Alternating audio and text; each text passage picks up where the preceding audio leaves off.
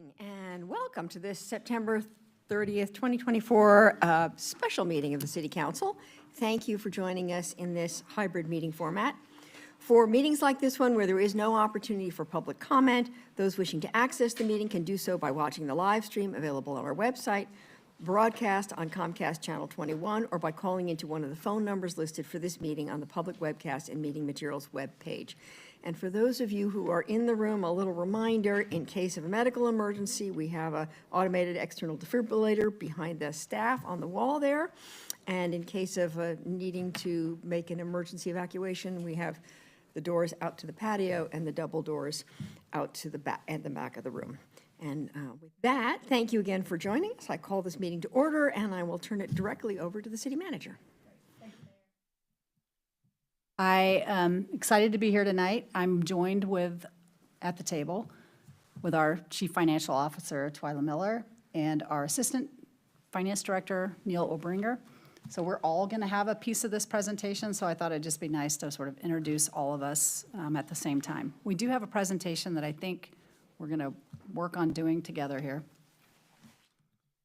This is really kind of the next step in many conversations we've had about finances, budget, and revenue.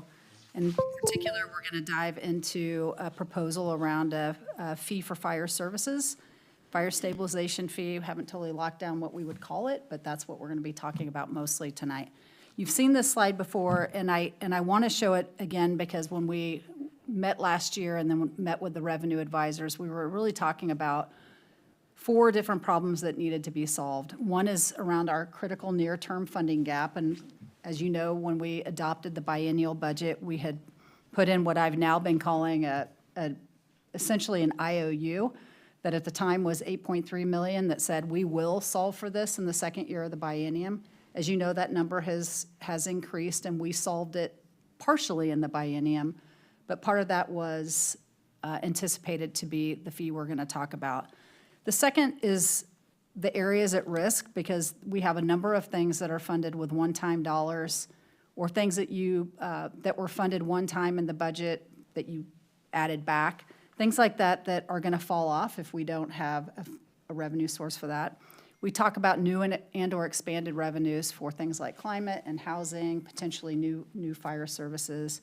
And then as I presented to the Revenue Committee, and I've talked to you about before, I think the tools and mechanics of how we do this are almost as important as the tool.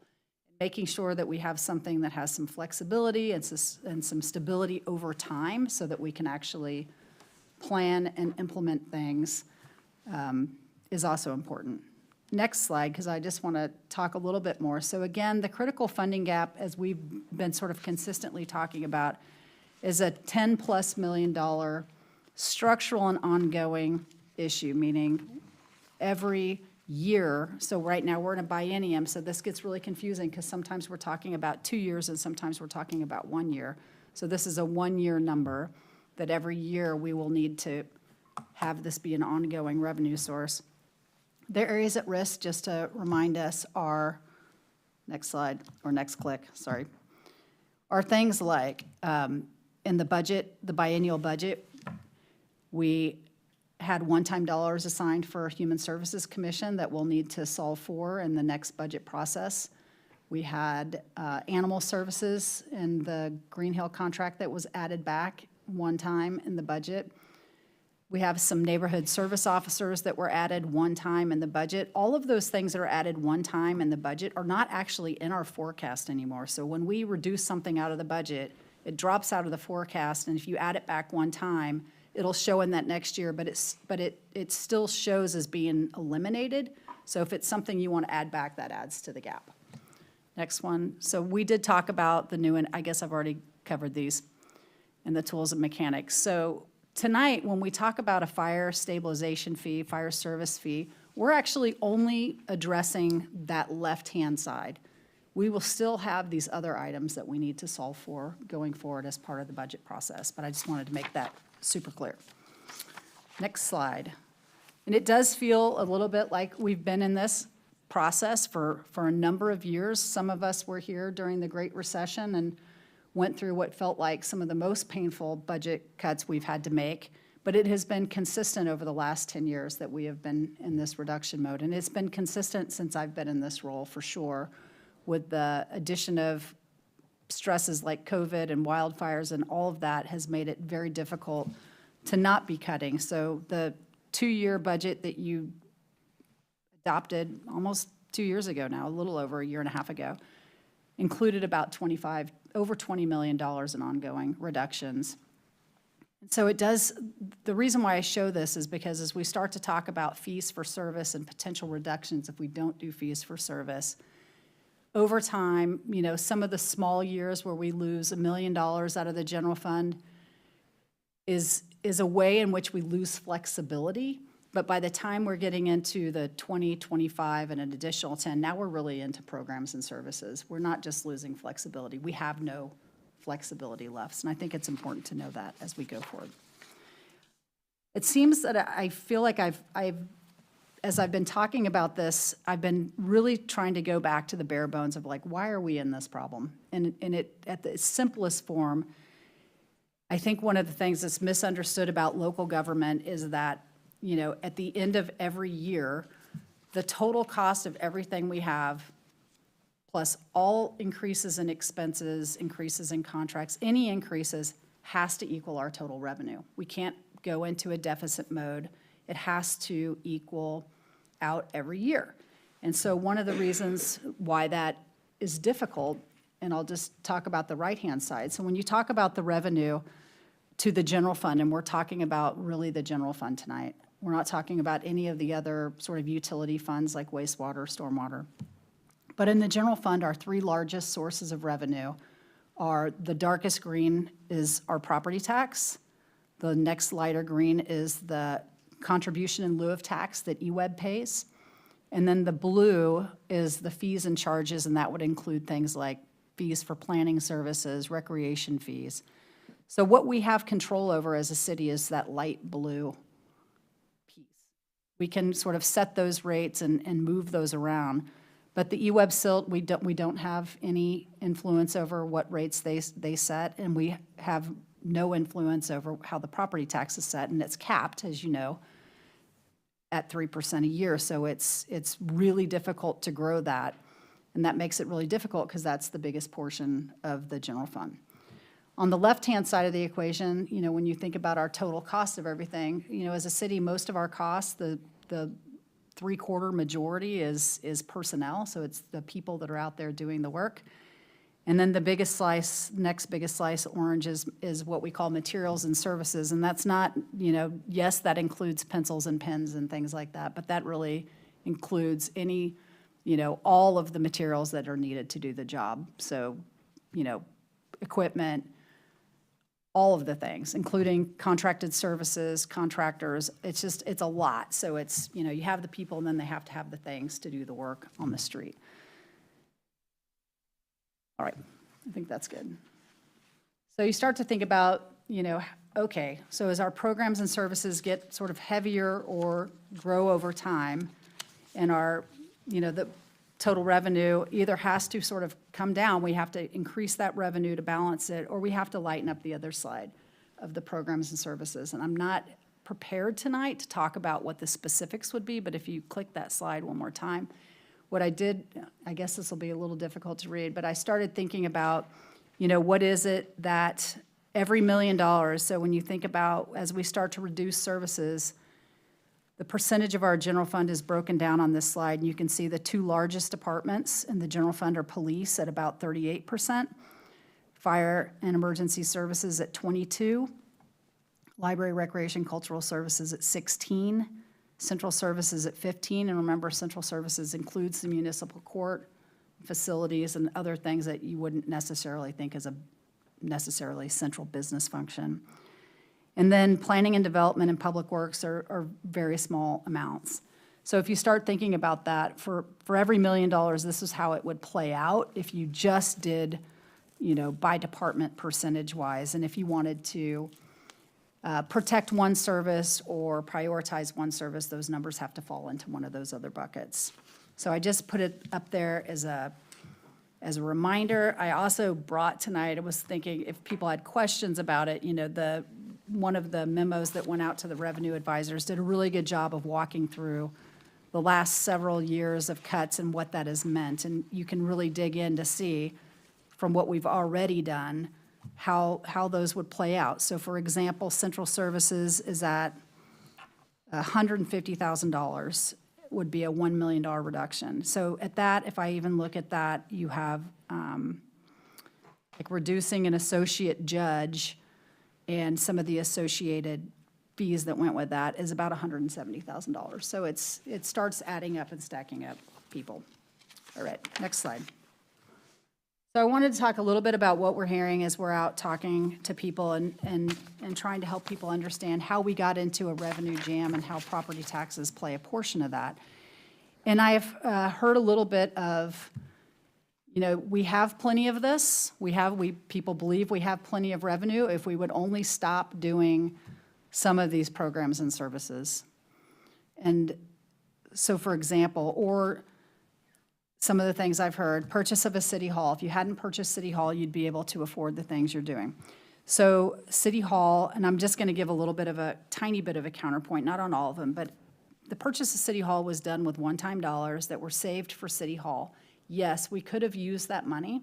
We could have used that, you know, $16 million to offset cuts for a year, but then we would have still had to make those $16 million worth of cuts the next year, and we wouldn't have a city hall. And as you know, I think purchasing this building and retrofitting it saved the community a lot of money up front and in the ongoing services as well. I've also heard if we stopped doing services for the unhoused, we would have plenty of money. And this question comes up in a lot of different ways. It tends to come up around folks concerned that we're doing too much to house the unhoused, or services that people believe should be somebody else's responsibility, like the county. So I was looking at some of our dollars, and almost all of our housing, so all of the shelter sites at Garfield, the Rest Stop program, all of those are done with one-time dollars that are being funded by the state. So there's no general fund dollars going towards that. We do have one Rest Stop that is, I think it's just one, that is done with payroll tax. But everything else is state dollars. So there's no general fund there. So where the general fund really has come into play for us in an ongoing way has been in dealing with the impacts of that. So 1.2 million, and this is a 2-year number, so $600,000 a year for neighborhood service officers. And we have another $600,000 that was one time for neighborhood service officers. So we have both, but that's really people out on the streets helping with impacts. Our homeless service team, which is 3.85 folks, which includes our public space team incident commander.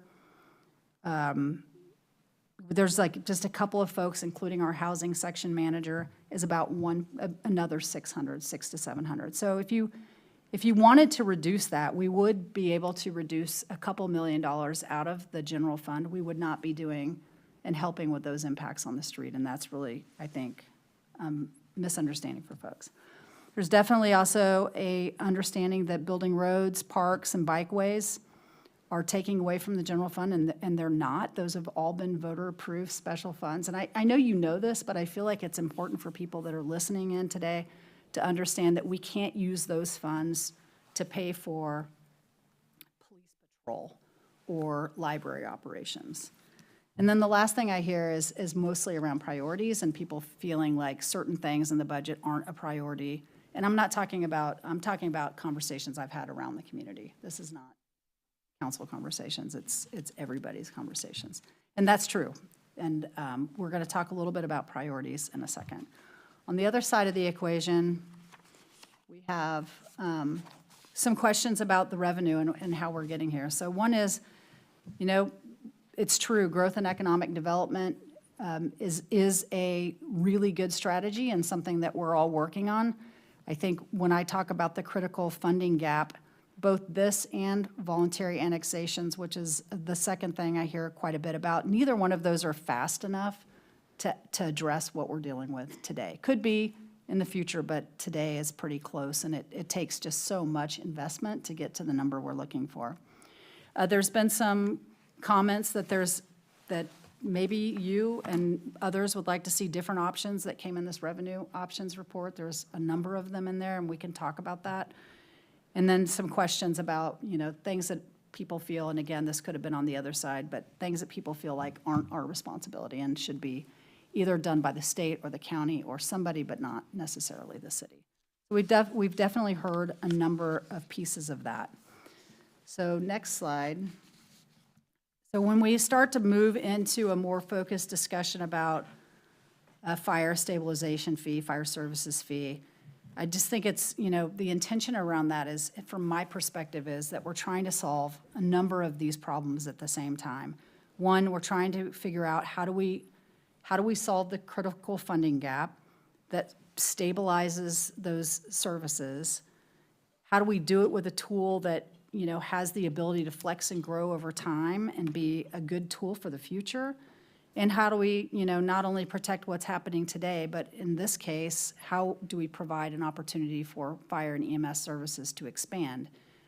As you know, and I think some of you know at this table better than others, we haven't really added firefighters since the 1980s. So it's one of the departments that has been extremely innovative in how they deliver services, and also haven't had the opportunity to grow in the ways that some of our other services have. And part of that reason is, it's hard to, when you start thinking about increasing services like for fire with a levy, it's possible to do that, but there's so much uncertainty around that you're in this 5-year, are we gonna get funding, are we not gonna get funding? And it's such a major investment and such a need that it feels to me like it should be more stable than that.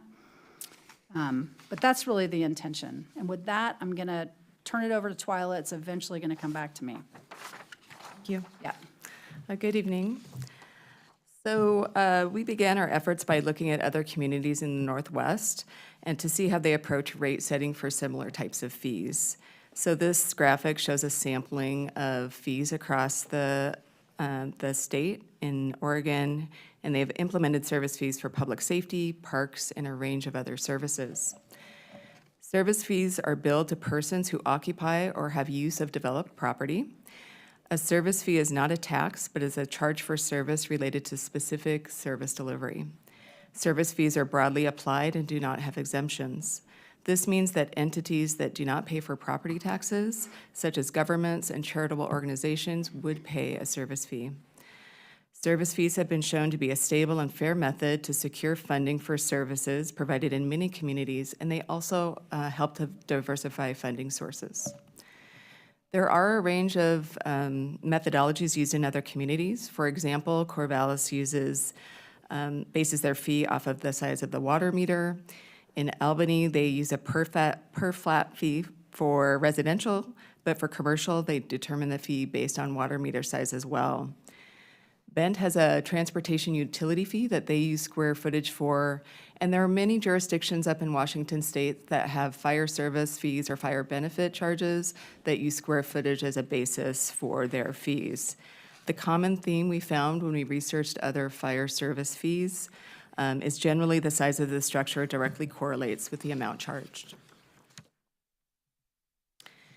So staff have developed a rate model to consider different rate structures. We've been running model scenarios to generate $10 million in net revenue per year, after accounting for the cost of administration, collection, and income-based assistance programs. This would provide funding for $8 million in existing fire services currently housed in the general fund, and it does have the potential to add an additional $2 million in expanded fire services if council wish to do so.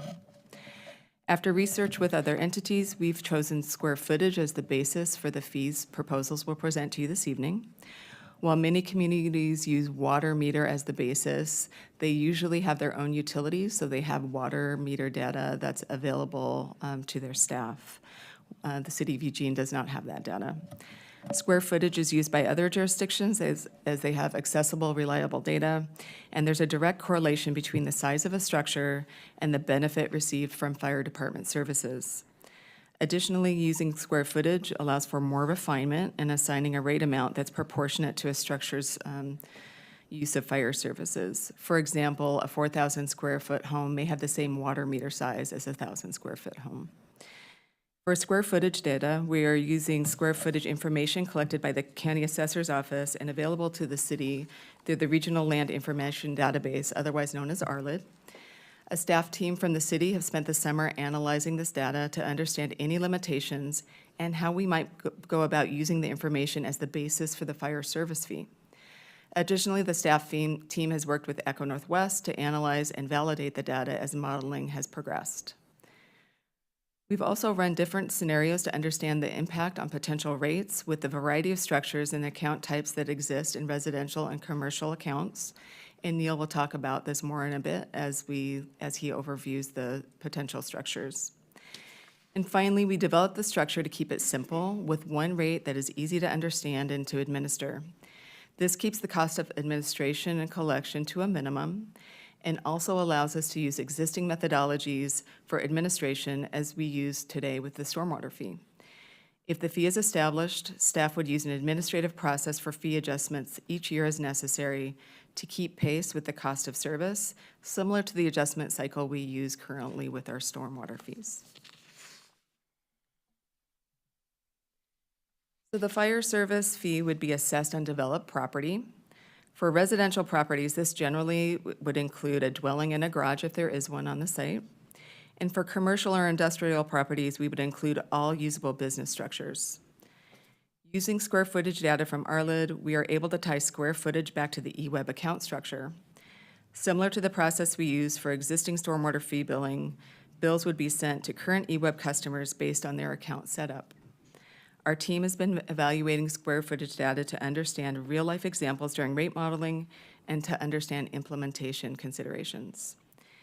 It would be most efficient to have eWeb collect the fire services fee on behalf of the city. Staff are currently discussing this option with eWeb staff, and we're hopeful that we can come to a mutually agreeable outcome sometime later in the fall. If the city and eWeb are not able to come to the agreement, staff are ready to pivot to understand how we might collect this in-house. We've issued a request for information or an RFI for both in-house systems and also the possibility of contracting with a third-party vendor. However, we anticipate that both of those solutions would be more costly to the city than contracting with eWeb. Regardless of who administers, there will be some implementation costs that relate to setting up the data component of the billing system. In our existing stormwater and wastewater systems, we have staff who administer a software system that provides the data necessary for eWeb to bill the fees for us. We would need to make adjustments to that system in relation to square footage for a fire fee if it were to move forward. And so we're currently working to understand what those costs might look like. It is possible that those implementation costs could be covered in the first year of the program by delaying service expansion in the first year, should council decide to enact a service fee that had service expansion as part of the proposal.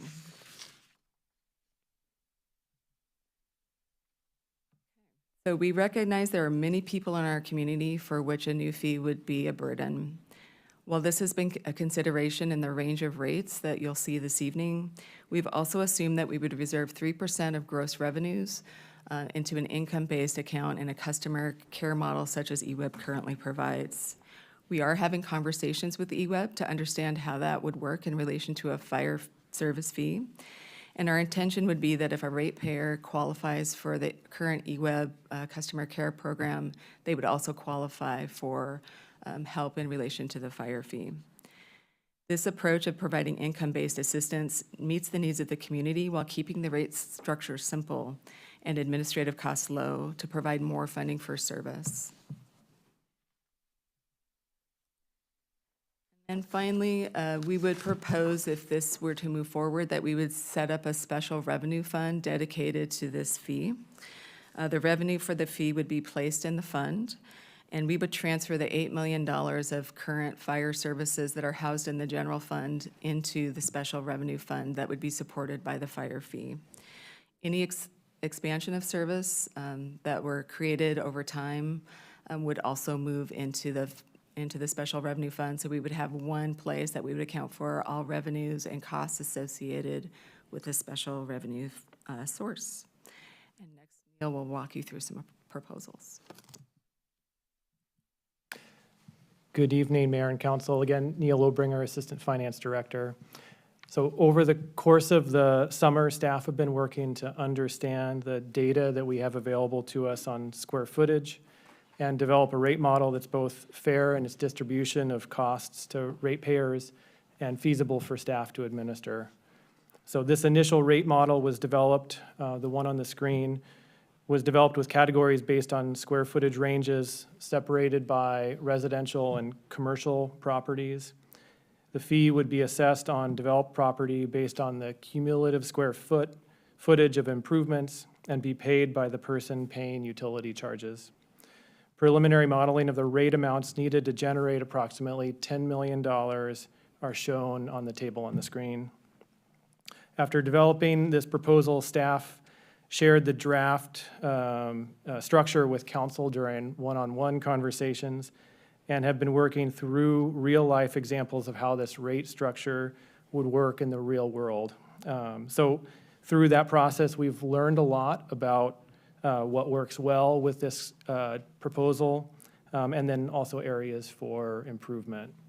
So through these initial council conversations on the rates, we've received feedback that it would maybe make sense to include additional lower rate categories for smaller structures so that ratepayers in smaller homes are paying less.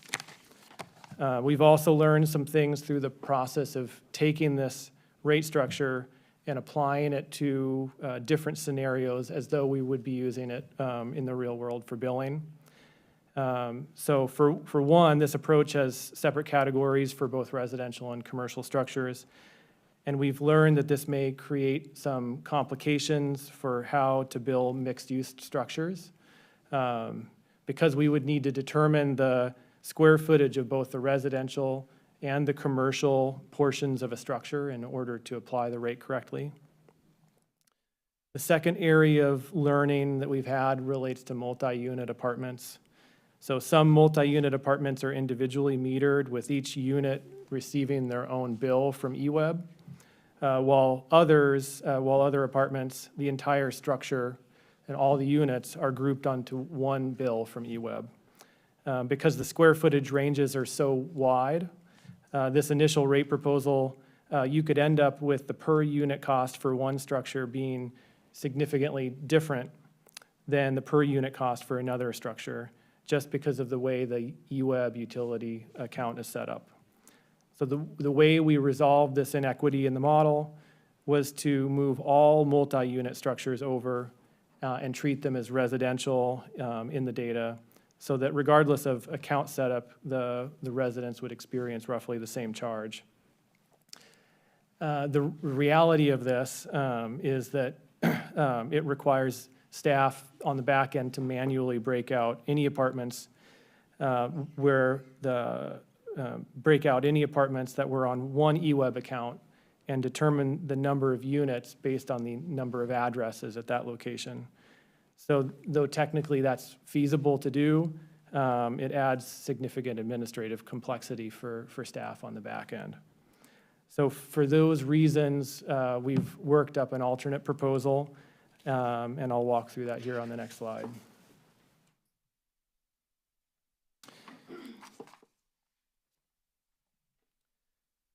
So you'll see that there's no longer separate categories for residential versus commercial. With the prior approach, as I said, after many conversations, we were not able to determine how to cleanly classify residential versus commercial structures.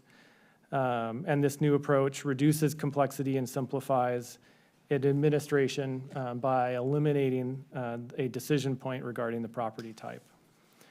All applicable square footage tied to an eWeb account would be added together and billed according to the rate table. Also, we've added 7 more rate categories.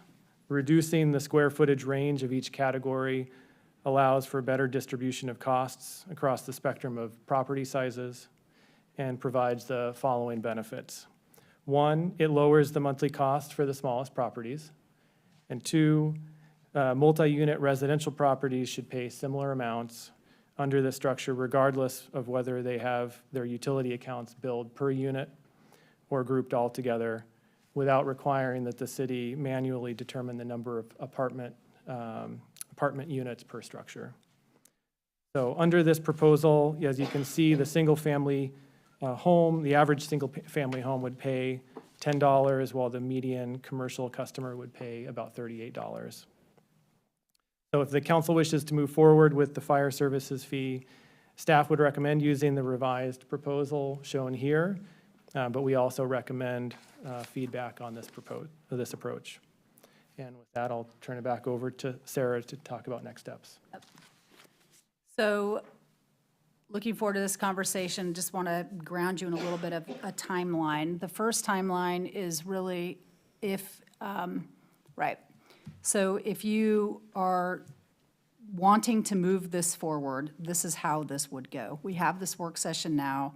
We'll take your feedback. You could say, yes, bring us back an ordinance to consider at another work session where you could then in October say, yes, we'd like to do this and move it to a public hearing to hear what the public has to say.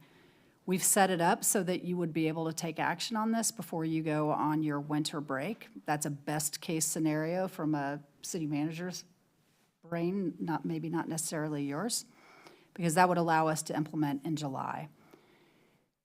At the same time that you're doing that, we are, the exec team, I have two things going here because I want you to know we're also we're in budget prep mode. We're getting new forecast information and we're starting to think about how does the next biennium come together. Next slide. If for some reason you decide that you don't want to move forward with this, or you want to move forward in some much smaller way, one of the things that I'm going to be proposing is that we get back together in January and have more of a council workshop around how you want me to approach the budget in terms of priorities. And so if you think about that 1 million times 10, are you going to want me to really do that across departments and be looking for 3.9 and out of police and 2.2 out of fire, or are you going to want me to restructure this and we can just kind of talk through how to do it in the best possible way in a partnership before we're finalizing the budget? And then you'll be adopting that budget in June. So that's, all these things are sort of happening at the same time, and I just thought it was important to see that. That said, I just had a couple of closing thoughts, because I do think, I've talked to a number of you and people in the community about, can the community absorb additional fees and or not? And, I'm on the board of United Way, and so that the new ALICE report that's released is fresh on my mind. And so for a reminder, ALICE stands for Asset Limited, Income Constrained, Employed. So these are folks in our community that are working but are struggling. That represents about 47% of our community. The good news is our poverty rate's gone down, but our poverty rate's gone down because our asset limit, people have moved up, right, into that asset limited and constrained. So we know that that's an issue. I also know that these folks are also some of our highest user of our services and depend on those services a lot. So when we think about how we, we're really trying to think about, from a genuine, heartfelt way, how do we find a way to stabilize these services in a way that is not so challenging on the community that they can't make it. But we know that these are things that are on your mind too. So with that, we look forward to your thoughts. Okay, thank you very much for that, and both reminding us how we got to this place, and then very interested in seeing how you've now modified the original proposal. So are there counselors with questions or comments, clarifications needed on this? Yes, but you've Yes. got, yes. Well, I see Emily has a hand raised, so Emily, I'll turn it over to you. Thank you. Thank you very much. This was a great presentation. I appreciate how well thought out and clear it is. I especially like the revised situation.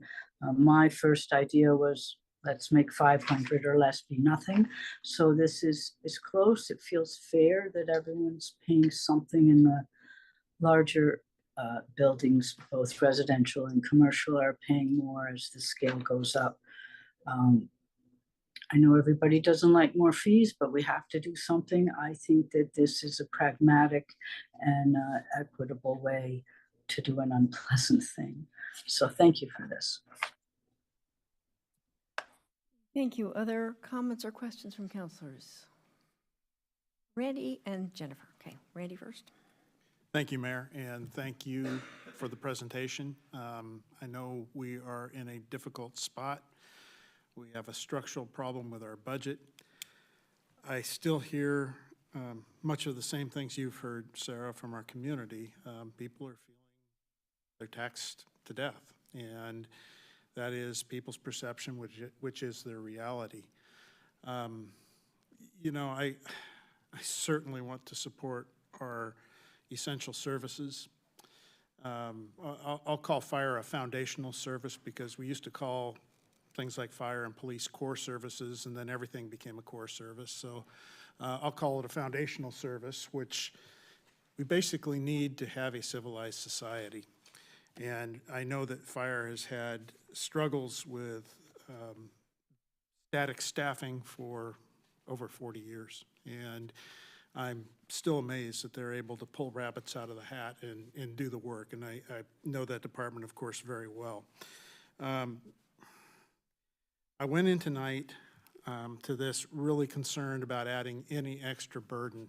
But I sit here and I would like to see some of the other options in there, but I also know we're against a timeline. I still don't know where I'm going to land on this yet.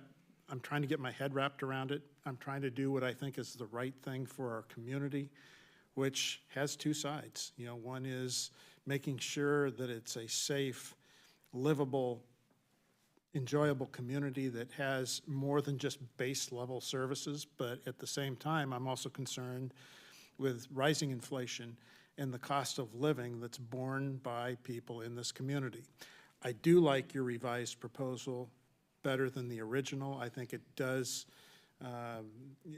it's not as regressive as I think the first one is. It just gives a little more easing into the higher costs with people with more square footage, which makes sense to me. Wow. This is going to be one of the harder decisions I've made since I've been on council, but I'll stop for now, Mayor, and I may ask for a second turn after my colleagues speak. Thank you. Okay, Jennifer? Thank you, Mayor. Thank you for the presentation. I also think that this is an improvement on what we were shown before. I appreciated sitting down and having a talk through before, and the new proposal that you've come up with, I do agree is an improvement. I also really like the customer care, I believe the model is what you called it, where you know, folks are getting support kind of at the end rather than at the beginning of the tax, if that makes sense, where I think before we had always done it where we were trying to fit it into the tax structure, and that's so complicated. This way, you know, perhaps you're a low-income person who happens to live in a large home for a number of reasons. I've known people that inherited larger homes, but that doesn't mean they have a lot of money. So this, I think, is a really smart way of getting help to those folks who really need it. I'm going to agree with Councilor Groves. This is a hard decision, right? This is a big deal. But I feel like we've gotten to a point where I'm comfortable, like, having you bring us an ordinance and putting it out there and getting some feedback from the community. We may not have all the I's dotted and the T's crossed, but I feel like we're almost there. So that would be my feedback, that I feel like it's at a point where it's time to get some feedback. Okay, thank you. Matt? Thanks, Mayor. And thank you, team, for this. Well, I appreciate the revised proposal. I don't think it's yet landed in a place where I'm wholly comfortable. So I have a whole series of questions. Beginning with piggybacking off Jennifer's point, how has this been workshopped with the business community and or the neighborhood associations, if at all? Or is this the first kind of official public facing introduction?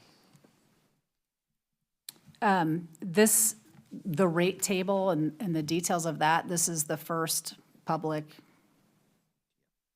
discussion of that. We did, the revenue advisors saw some drafts of a potential rate structure when we met with them. And when I met with the Chambers LGAC, they know this is coming, but typically what we will do is share information with you first and then be out meeting with folks in the community and helping that to shape the proposal.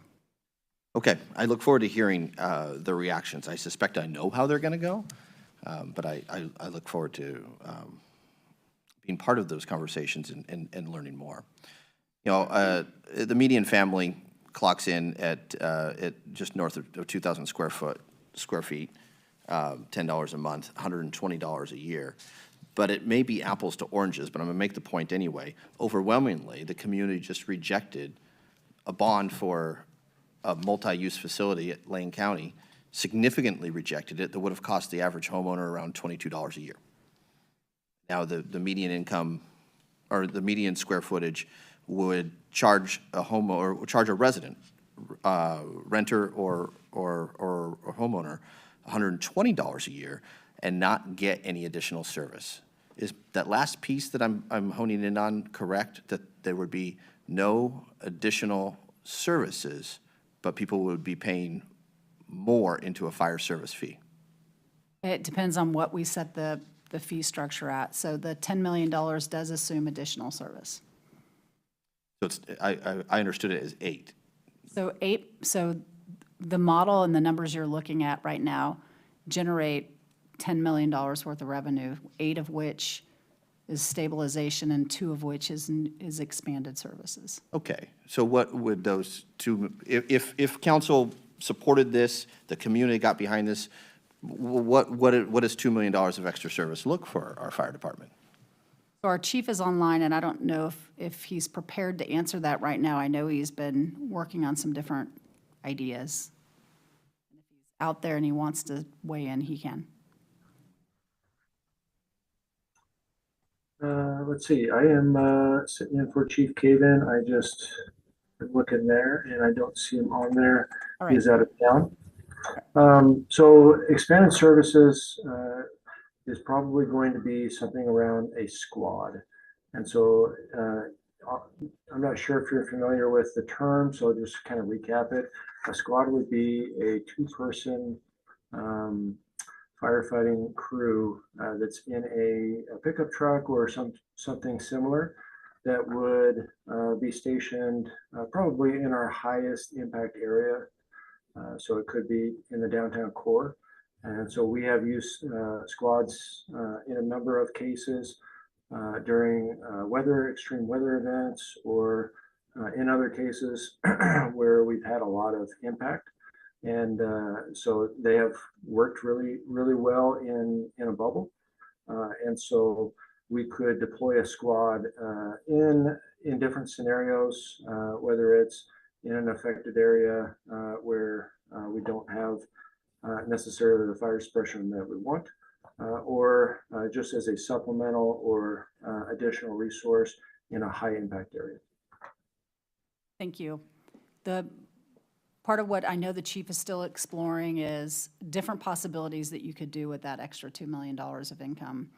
The squad, some of the benefits of it, and I will just say the data that is supporting it, that he's looking at, is how does it reduce call times across the city depending on where you place it. It has a wildland fire component to it because the equipment is smaller and useful for that. So he's got a lot of thoughts around it that aren't totally dialed in yet because we're not sure whether council's going to support that. The asset limited, income constrained yet employed number you shared with us is alarming. I would ask the question, what were once priorities of previous councils that may be better executed by either the for-profit or nonprofit sector? I look at 16% for library, cultural, recreational services, and I want to make it really clear, I have no interest or appetite for cutting into library services whatsoever. But I question, with such a large budget item, what elements of recreational or cultural services rise to the top of a priority list when we have a constrained fire department and obvious economic pangs throughout our community, and such a significant price tag associated with the only difference the only service difference would be a squad of 2. I'm going to need a second round, Mayor, because I have additional thoughts and questions and possibly suggestions. Thank you. Okay, Lindsay. Thank you, Mayor, and thank you for the presentation. I don't think any of us really wants to implement additional fees throughout our community. I think you did an excellent job to think about where those gaps are and where it might be least painful. I also can't really consider how we can reduce our services any further. Our community needs more. We need more of a lot of different things, not less. And I think we all feel that throughout the community. I was a part of the Revenue Advisors Committee, and we looked at so many different options for what would be possible to fund these services that we see this gap. And this was by far the most viable option. And that was clear and evident amongst almost all of the members of that committee. And so I'm comfortable moving to the next phase of this, to draft an ordinance, and continue to look at ways that we can reduce the impacts on the community. So,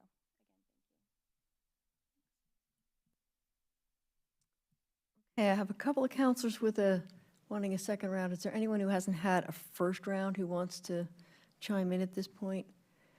I'll just jump in for a minute because looking at if the council didn't move forward with this and the implications for the city, and you gave a sort of specific example, but the question I have, and I know we're projecting that out, but over time, as our community continues to grow, what my concern is that not only do we have a hole now, and we know we have a hole in the future, but that hole could actually get bigger over time. I mean, it's not going to be, it's just this hole and this is the hole we have forever. It will be a deeper hole. So part of my concern is the implication of not creating a sustainable funding system now and then 10 years from now or 5 years from now find that our population has grown, the tax structure in Oregon hasn't changed, we're still in the same hole, and it's actually deeper, and now we're even worse off. So I'm just, I don't know if we want to reflect on the implications of that, if I'm framing that correctly, but that's part of my concern about our failure to act now. Yes, I think that's why I said the sort of tools and mechanisms on the end are in some ways as important as the number we generate. So for example,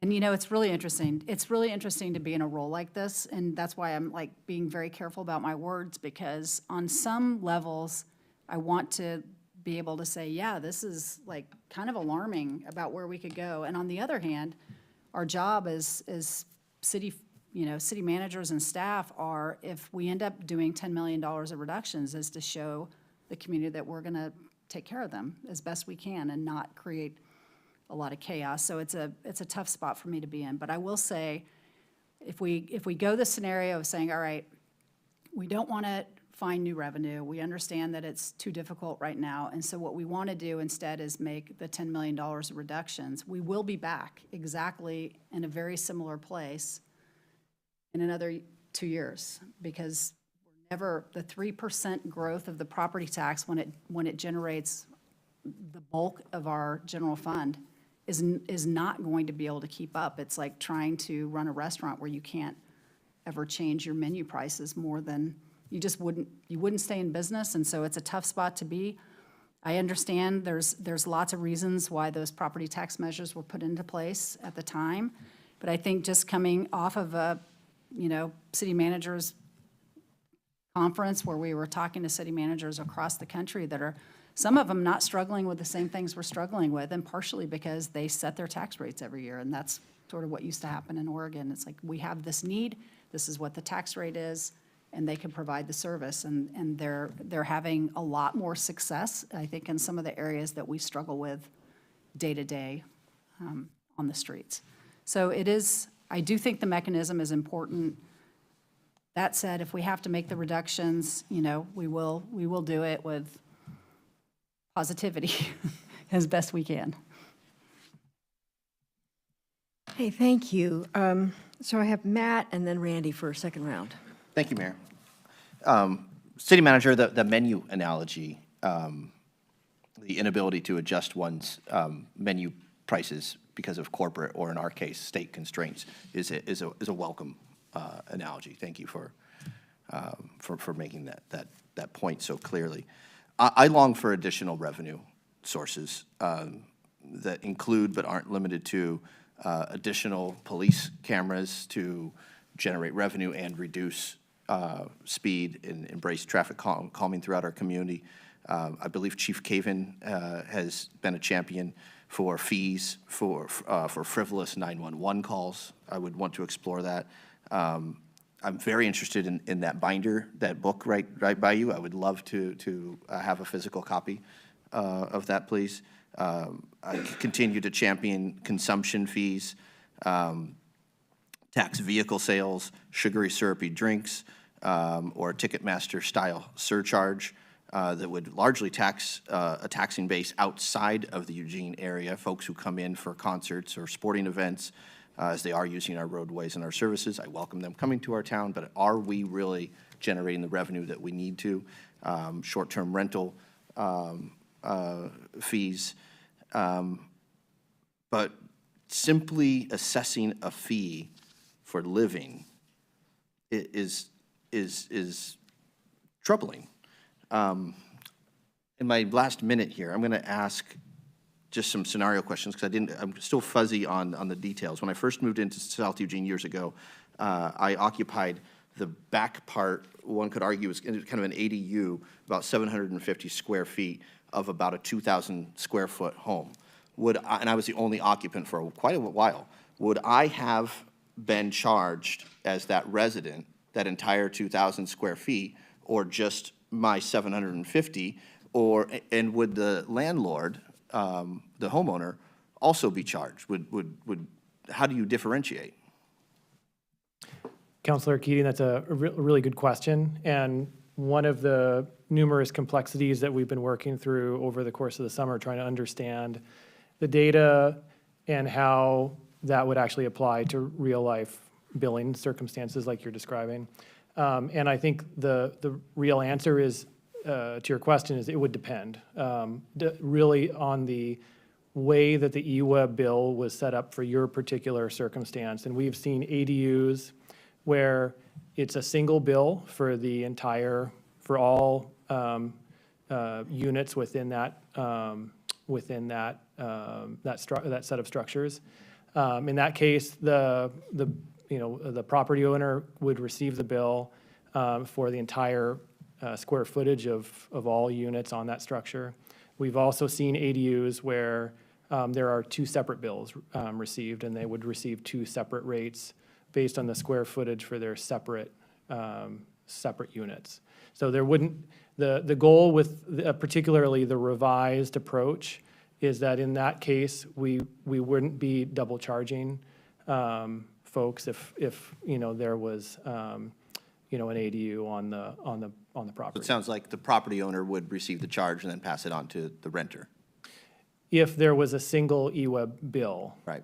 If there were two EWEB bills, then potentially the tenants could receive the two bills. Got it. So if someone's living in Cascade Manor, it makes sense that they're going to fall under that 2,000 mark if they're in a place that's 1,100 to 1,800 square feet. They're not going to be charged for the whole building, obviously. So in the case of Cascade Manor, if that's a large multi-unit apartment structure, most likely that would be on one EWEB account. I don't know that particular circumstance, but just, in most cases, those large apartment structures are on one EWEB account. And so most likely the property manager in that case would receive the bill like they currently do, and they may pass on those costs, how they see fit. I am concerned that we're passing on the cost to working families who might have a larger home because of their families, and a more affluent crowd that would be scaling down, who could afford to pay more, would be paying less because they're scaling down to a smaller unit. I have a lot of concerns. You've heard my suggestions. I do look forward to more, but if it were held right now, I would be most likely a no. Okay, Randy. Thank you, Mayor. First of all, I want to say that I really liked Counselor Keating's first round line of questioning. I think he was asking some of the questions that have been perplexing me in this process as we look at this and how to move forward. I understand the funding needs. At the same time, I don't think we've ever really established what are our foundational services, meaning what do we need to provide for safety, security? What do we need to function as a civilized society?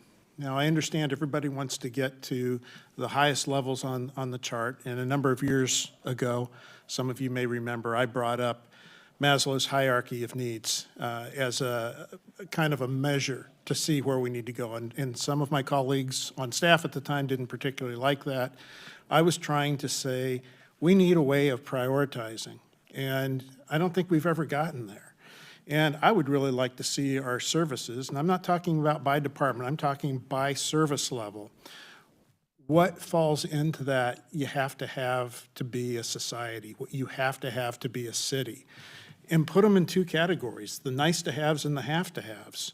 And start with that and see where we end up. At the same time, I recognize we've got as I said in the first round, we have a structural problem with our budget, with taxation in Oregon, and we've got to work around that as best we can. Most states that aren't dealing with this have a three-legged financial stool that includes a property tax. But again, that goes to the state to decide that.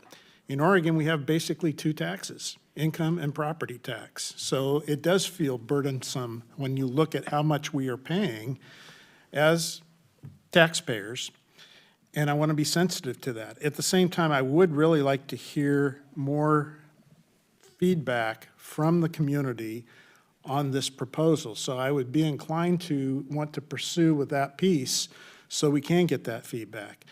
What I'm hearing is the same as the city manager, but that's kind of random. It's not really a good a measure. And as Councilor Keating says, I too want to hear what our residents, but also our business community, how they are feeling, especially at a time when we're trying to attract new businesses here. And for the long term, we need to be working on economic development. That's part of our way out of this problem for the long term.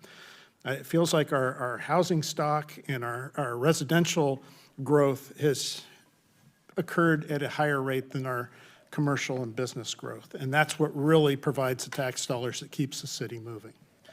So I'm out of time here, but that's where I am. And again, I appreciate the opportunity to speak. Thank you.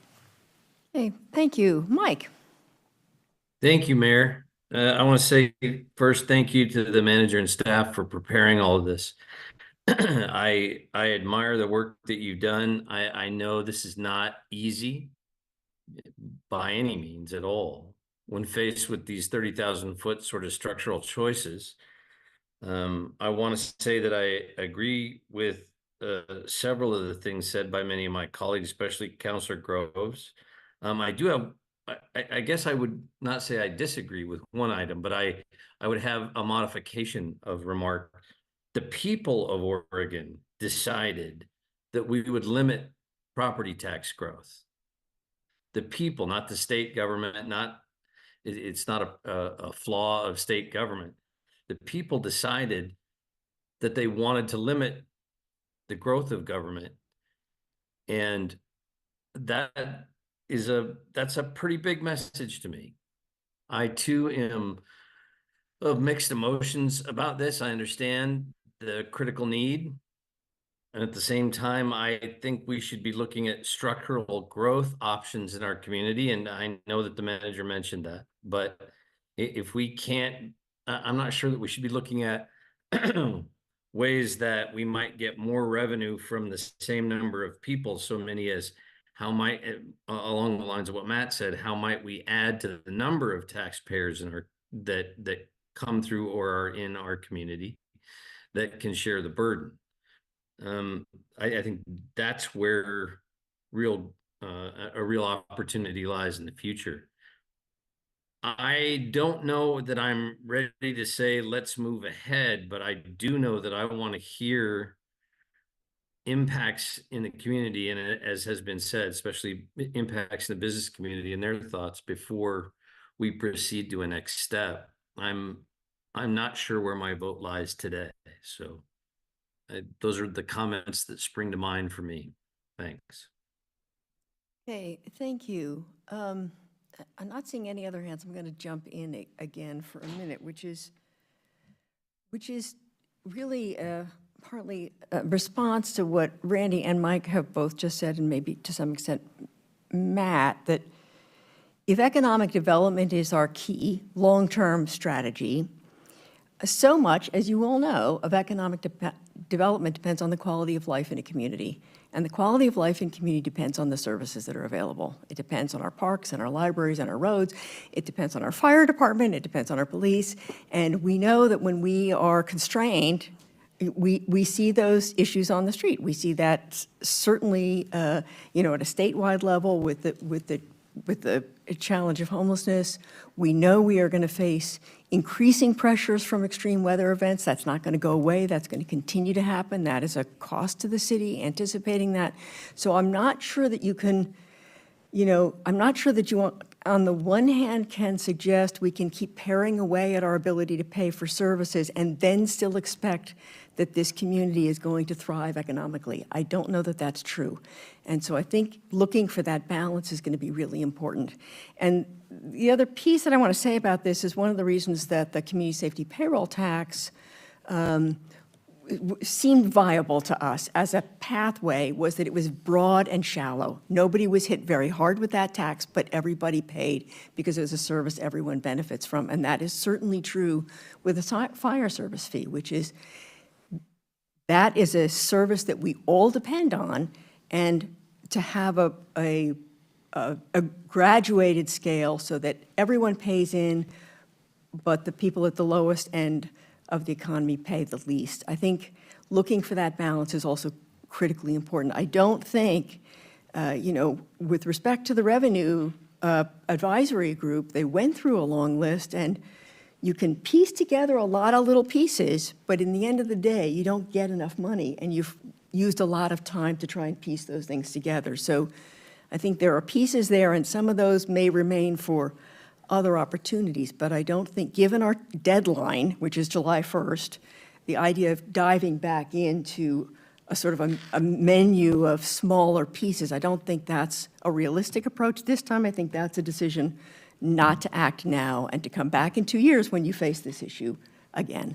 So just my thoughts that I do think that timely action is going to be really important for this council, and that the legacy should be that you had the courage to act, and not the legacy that you kicked the can down the road for 2 years. So that's, try to find that balance in how that, how the proposal plays out in terms of the cost, and if you like the formula, but I would encourage action. Any other comments or questions? Jennifer. I'm really bad at this. I guess my question would be, what do you need, right now from us? Have you gotten, it feels like there may not be consensus, so I'm not sure head nods are a thing that's going to work in this case, but. Yeah, so what we needed today was essentially an understanding of, do you want us to continue to work on this? Which of the proposals, would we potentially bring back for you to consider to then send to a public hearing? I've heard pretty broad consensus that you like the revised proposal better than the first, so we will continue down that road. I've heard some of you say you're not sure how you would vote. I've heard all of you say you're not really sure how you would vote, but I haven't heard a strong don't keep going. So My take from that is we'll continue to go. We'll come back with another work session. At that work session, you'll have you can send it to a public hearing, or you can tell us to stop. And then after the public hearing, you can say we're ready or we're not. And, time just clicks on. At the same time, we'll be developing, based on how these conversations go, we'll be developing the alternate scenario, which is a budget that potentially has, $10 or more million of reductions that we'll workshop with you in January, should we decide not to go forward. Okay, that's very helpful.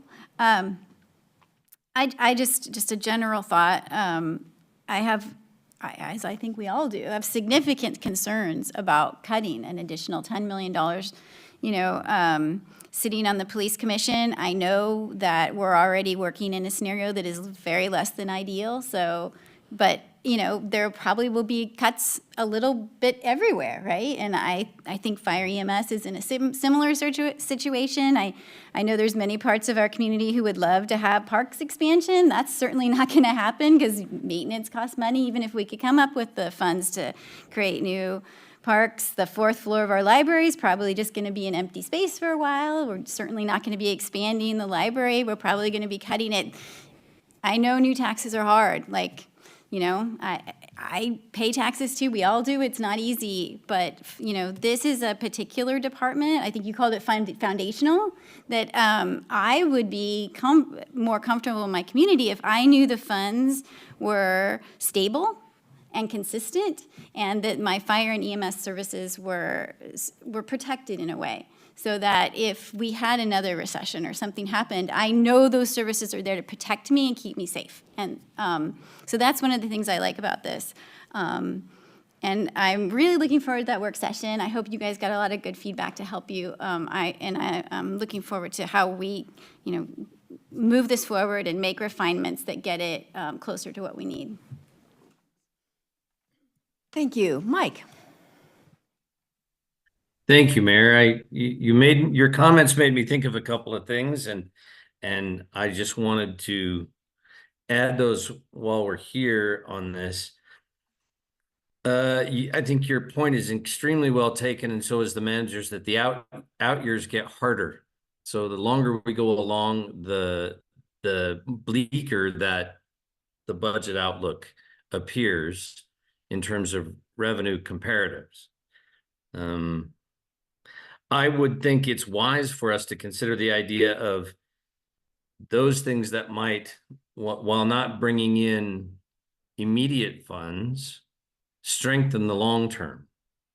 And to that end, I would say we're still in the middle of a housing shortage. Anything we can do to see a lot of housing get built, even if we give up short-term revenues, to see those built and then taxed and build that base on a longer term basis seems wise in this conversation. And I hope that we'll return to a MUPTI and other conversations that incentivize housing being built on a larger scale, so that we decrease the cost of housing to the residents of Eugene, and at the same time build a longer term, stronger tax base that will, even if it doesn't help us much in the short term, I think it's important for us to be working on that for the long term. Thank you. Hey, thank you. Lindsay? Thank you, Mayor. Sarah, you said that we hadn't added any firefighters since the 1980s.